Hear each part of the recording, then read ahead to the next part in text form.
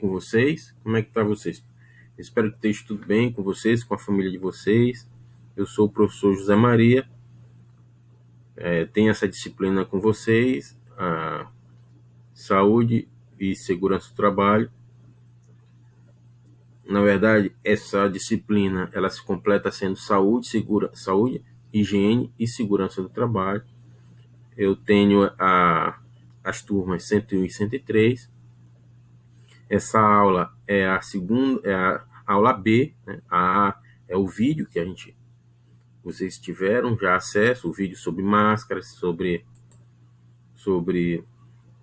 o uso, qual a máscara correta, a relação da máscara cirúrgica, da máscara de pano que a gente utiliza contra o Covid, que a gente, pelas explicações, nós conseguimos base técnica, informações técnicas, onde nós, a princípio, se você puder pagar 6, 7 ou 10 reais por uma máscara, principalmente se você estiver adentrando em um ambiente que você tem condições que provavelmente pode estar contaminado, um hospital, um supermercado, é melhor você utilizar uma máscara apropriada com filtragem 98, 94, que são as máscaras recomendadas para fungos, bactérias e agentes químicos, biológicos, tá certo? Então, tudo isso nós tivemos um acesso, recebemos esse conhecimento através de um vídeo, tá certo? E agora a gente vai se dedicar aos assuntos da nossa disciplina, tá certo? Para poder compor nosso ano letivo, tá certo?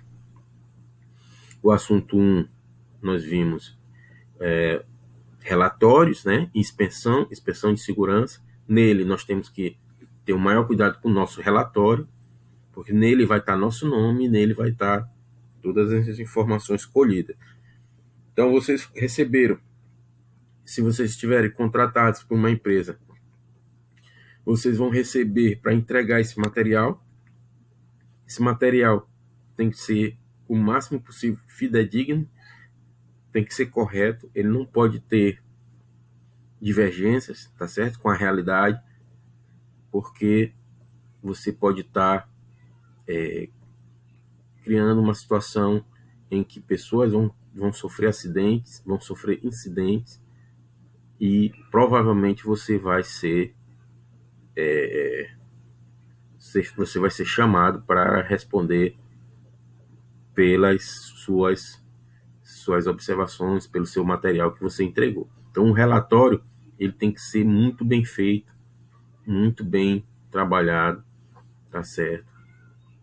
E compor de informações claras e imparciais, tá certo? Vamos lá, pessoal? Então, nesse assunto, nessa aula de hoje, nós vamos ter uma preocupação, nós teremos uma preocupação relacionada a o comportamento de um técnico de segurança ou de um funcionário, independente se ele é técnico de segurança, mas que ele tenha uma posição ativa referente aos riscos do trabalho que ele desempenha.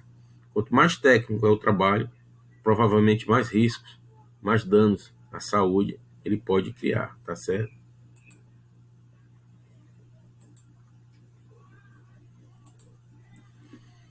Então, pessoal, nesse assunto 2, nós vamos ver objetivos, responsabilidades, regras básicas para a prevenção de acidentes, riscos ambientais, fatores humanos nos acidentes, e provavelmente vai ficar para o próximo e última aula, né?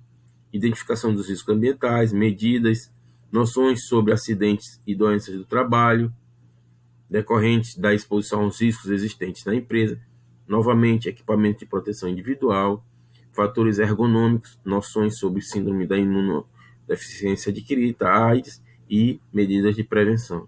Tá certo, turma? Então, objetivo dessa aula. O objetivo dessa aula é promover a cultura de prevenção em saúde, higiene e segurança do trabalho, apresentar conceitos e práticas que possibilitam aos participantes observar e relatar as condições de risco no ambiente de trabalho. Então, se você observou, você tem que relatar. Por quê? Além de observar e relatar, você tem que ter suas medidas profiláticas, tá certo? Suas medidas de proteção, se aquele risco realmente vai lhe causar um dano, ou um dano à sua saúde, ou provavelmente até a morte. Um exemplo disso é Brumadinho, aquele acidente que ocorreu. Então, provavelmente os técnicos de segurança já tinham observado, já tinham relatado. Então, se não foi corrigido e você sabe o risco, você, como um técnico de segurança, você tem que procurar outro emprego. Essa que é a verdade. Se dentro de um ambiente você observou, você relatou, você entrou em contato com todos os órgãos competentes e você viu que não foi resolvido, você busque, porque se ocorrer o acidente e pessoas virem a falecer, e você fazia parte da gestão desses riscos, então você é responsável. E se você não fazia parte e veio a perder sua vida, então você também sabia da situação. Então, numa situação dessa, o mínimo que você pode fazer é sair de um emprego desse, de uma situação dessa, de risco. Solicitar medidas para reduzir e até eliminar ou neutralizar os riscos existentes. Então, se você é uma pessoa ativa dentro desse processo, então você tem que buscar a eliminação, a diminuição ou a neutralização desses riscos. Discutir os acidentes ocorridos e solicitar medidas que previnam acidentes semelhantes.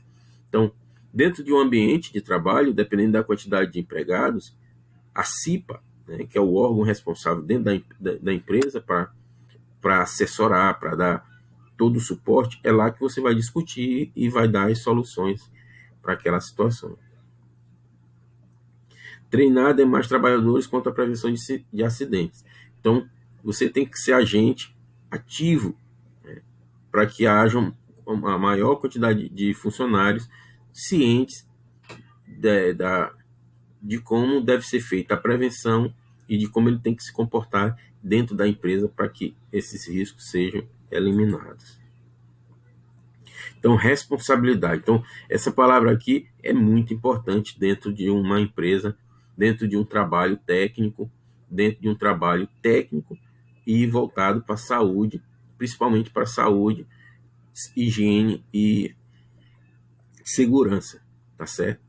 Porque todos os técnicos que têm uma formação na área de saúde e segurança do trabalho, eles são coniventes com aquela situação. Então você tem que ser ativamente, né? Você tem que ser muito mais proativo, muito mais protagonista, tá certo?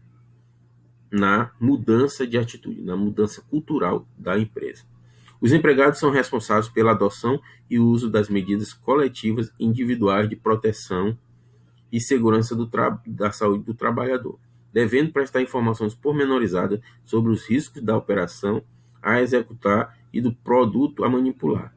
Cabe-lhes ainda cumprir e fazer cumprir as normas de segurança, higiene e medicina do trabalho, e instruir os trabalhadores através de ordens de serviço quanto às precauções a tomar no sentido de evitar acidentes do trabalho ou doenças ocupacionais. Então, através das ordens de serviço, os empregadores vão dar todo o suporte para que o empregado tome as atitudes, faça os procedimentos, tá certo?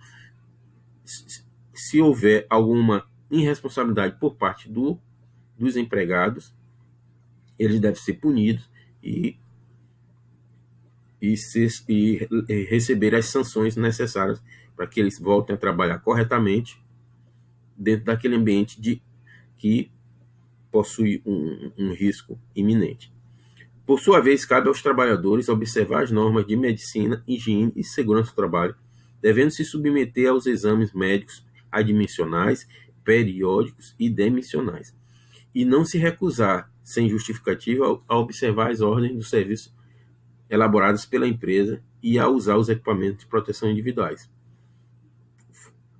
sob pena de serem punidos. Então, Os trabalhadores, assim que os empregadores assumem suas responsabilidades e tomam atitudes ativas e proativas, os trabalhadores também têm que fazer por onde? Eles têm que fazer seus exames médicos, admissionais, periódicos e demissionais, que são formalizados junto à CIPA e junto à medicina do trabalho, tá certo? Já que esse material formalizado, ele é solicitado periodicamente pelos órgãos de fiscalização, tá certo, pessoal? Regras básicas para a prevenção de acidentes. As causas mais comuns de acidentes são as falhas ao analisar os riscos do trabalho a executar e a falta de atenção. O empregado que pensa na segurança e a prática conscientemente do seu trabalho evita acidentes. No interesse do serviço e da segurança de todos os empregados, as seguintes regras devem ser observadas. Então, há várias regras. Eu citei apenas duas para a gente ter uma baliza, ter um norteamento. Pessoal, vocês precisam buscar as normas, as leis, as regras nacionais, internacionais, que respondem pela operação daquele trabalho que vocês executam, tá certo?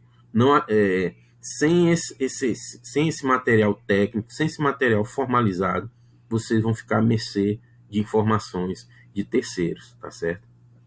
Então, um bom técnico de segurança, ele conhece as regras, conhece as normas, ele sabe como anda a atualização dessas normas, porque são procedimentos que vocês vão ser solicitados quando houver necessidade, tá certo? Então, os empregados devem conhecer bem seu trabalho, como também os possíveis riscos e encontrar a maneira correta para evitá-los, consultando o seu supervisor ou encarregado sempre que necessário. Não só o supervisor e o encarregado, vocês têm que ter um relacionamento muito bom com a CIPA. Quando a CIPA tem acesso às dificuldades, à problemática, ela tem que dar a solução. Agora, se não chega até a CIPA, os problemas encontrados dentro da empresa, fica difícil resolver, tá certo? Todos os empregados devem conhecer as instruções específicas de segurança para o desempenho de suas atividades, assim como as instruções gerais e procedimentos em caso de emergência. Então, provavelmente as empresas já possuem seus planos de emergência, tá certo? Seus treinamentos. Então, vocês não podem se recusar, vocês têm que fazer esses treinamentos para que sua saúde, para que sua segurança estejam protegidas, né? Vamos lá, pessoal. Então, higiene do trabalho. Higiene do trabalho é a ciência e a arte dedicada à antecipação, reconhecimento, avaliação e controle de fatores e riscos ambientais originados nos postos de trabalho e que podem causar enfermidade, prejuízos para a saúde ou bem-estar dos trabalhadores, também tendo em vista o possível impacto das comunidades vizinhas e do meio ambiente em geral. É a ciência que atua no campo da saúde ocupacional, aplicando os recursos de engenharia e medicina, prevenindo acidentes e doenças decorrentes dos riscos ambientais. Pessoal, então hoje existe uma organização, por exemplo, a ONU, ela tem um braço da ONU, uma parte da ONU, que é a OIT, que é a Organização Internacional do Trabalho. Ela baliza, ela tem normativos, ela atualiza normas, de forma que países emergentes como o Brasil, ou até os países já as grandes potências tenham normativos para que toda essa política de trabalho, de produção, esteja balizada, tá certo? Então, as grandes empresas brasileiras, Vale, Braskem, Alumar, elas precisam estar voltadas para esses normativos, porque elas fabricam, elas fazem mineração, elas fazem qualquer tipo de trabalho e que vai ser feito, que vai ser exportado esse material, esse produto, ele precisa estar dentro os funcionários, a empresa tem que estar dentro desses normativos, tá certo, pessoal? Continuando, higiene do trabalho. Relação entre higiene do trabalho e outros ramos profissionais. Então, a higiene do trabalho, ela precisa estar em constante comunicação com as outras áreas. Por quê? Porque provavelmente, a partir de que venha a ocorrer um acidente ou um incidente, vários processos vão ser desencadeados, sendo no direito, né, que é a parte onde os envolvidos vão buscar vão ser avaliados e vão receber justiça, né? Vai ser feita a justiça. Então, a engenharia do trabalho fornece subsídios técnicos para a solução de conflitos trabalhistas, envolvendo insalubridade, bem como no campo do direito previdenciário e civil. Os dados de avaliação de exposição a riscos ambientais auxiliam na concessão de aposentadoria especial e indenizações por incapacitações ou doenças do trabalho. Então, uma parte da saúde, segurança, higiene do trabalho é o direito, certo? Porque é ali que você vai correr atrás da indenização, no caso de infortúnios, ou a própria empresa vai acionar caso tenha em seu quadro funcionários que não tenham condições de desempenhar seus trabalhos. Engenharia. A engenharia está presente em todas as etapas de um programa de higiene do trabalho. Deste modo, esta ciência é essencial no reconhecimento, avaliação e controle dos riscos ambientais. Ergonomia. A higiene do trabalho não visa apenas a detecção de atividades ou operações insalubres, mas também a melhoria do trabalho e qualidade de vida do trabalhador no seu ambiente de trabalho. Então, até mesmo no escritório, a ergonomia, a gente percebe a preocupação, né, a postura, carregar um objeto, fazer um trabalho. Na indústria automobilística, a posição de fazer a troca de uma peça, a instalação de uma peça. Então, a ergonomia está bem visível em todos os campos dos trabalhos técnicos, tá certo, pessoal? Então, psicologia e sociologia. A psicologia e sociologia tratam de harmonizar as relações entre o processo produtivo, o ambiente de trabalho e o homem.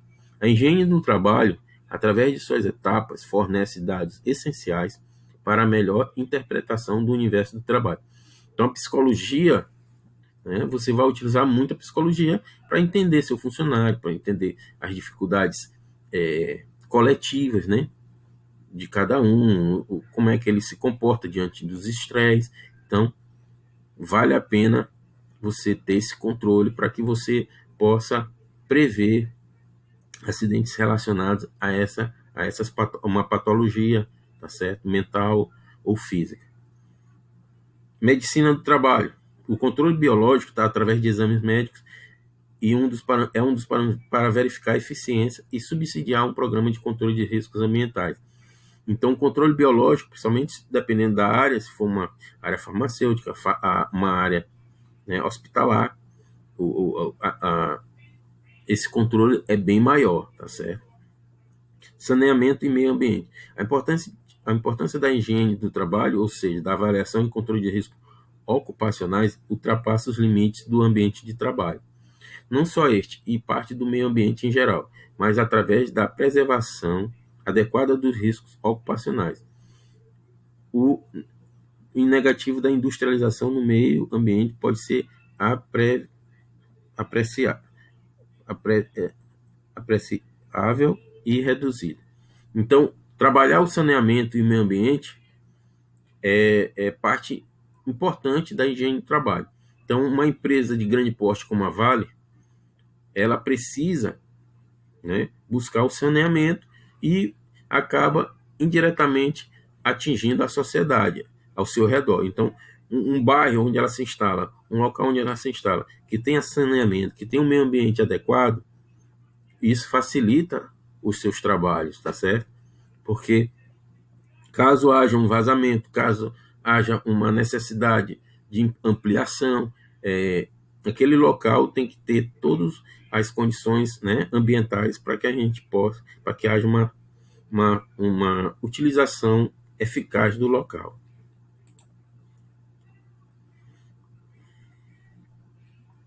Toxicologia. A toxicologia fornece dados técnicos sobre os contaminantes ambientais, facilitando o reconhecimento dos riscos ambientais nos locais de trabalho.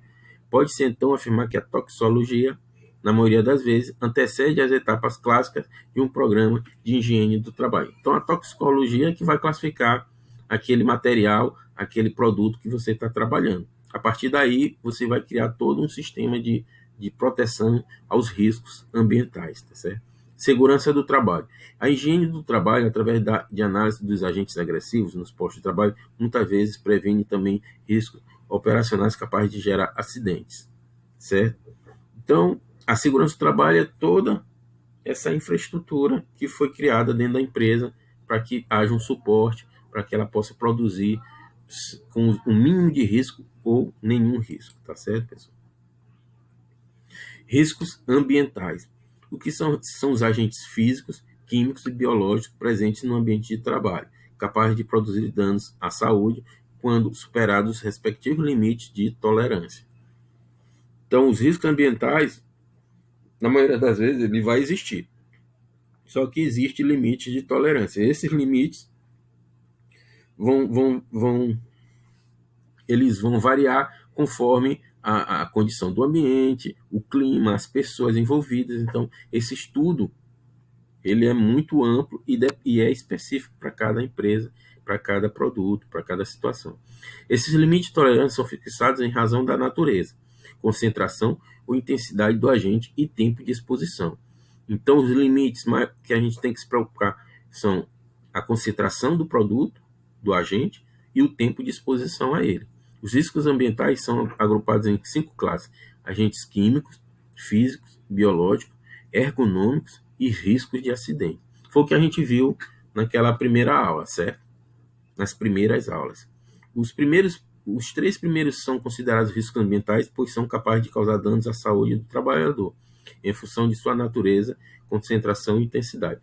Então, os 3 primeiros, né, que é o físico, o químico e o biológico, são considerados riscos ambientais. Os outros 2 riscos são assim considerados, pois são capazes de provocar lesões e integridade física do trabalhador.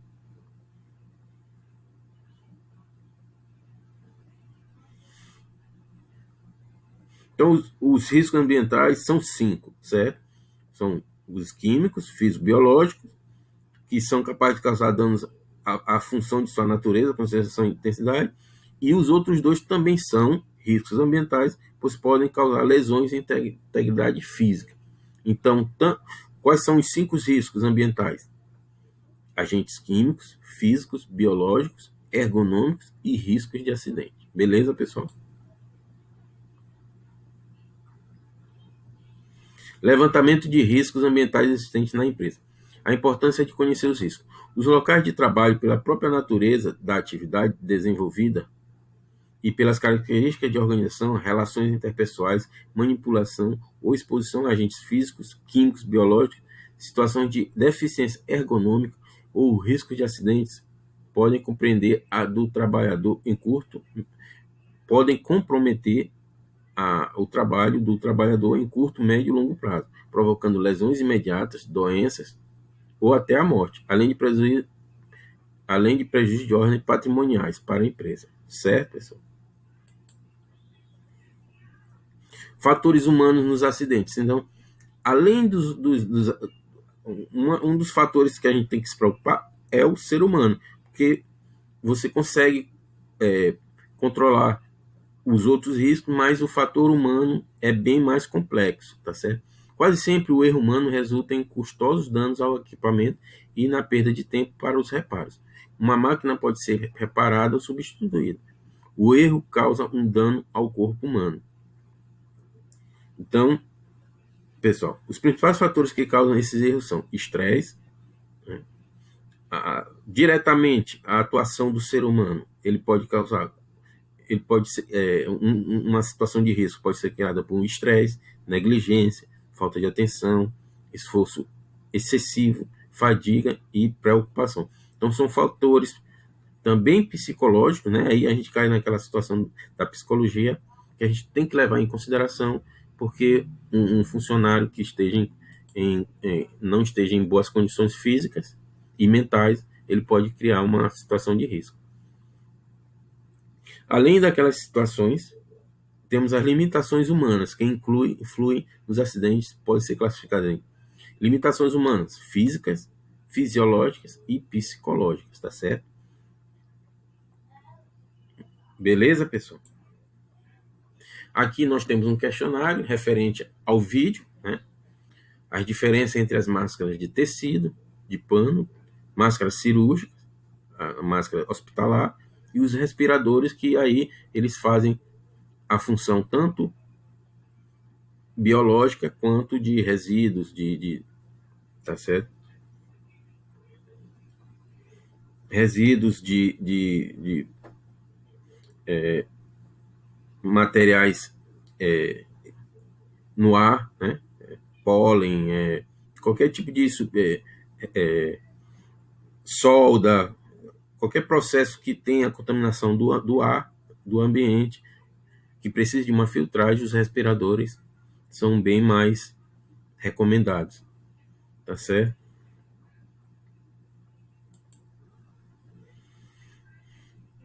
Temos as perguntas e as respostas para dúvidas, temos os locais dos slides, então é pegar esse material, passar para o caderno, tirar foto e salvar no Google Sala de Aula, certo?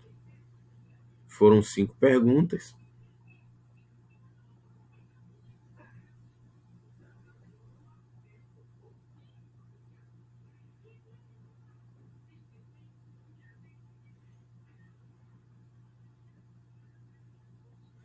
Certo, pessoal?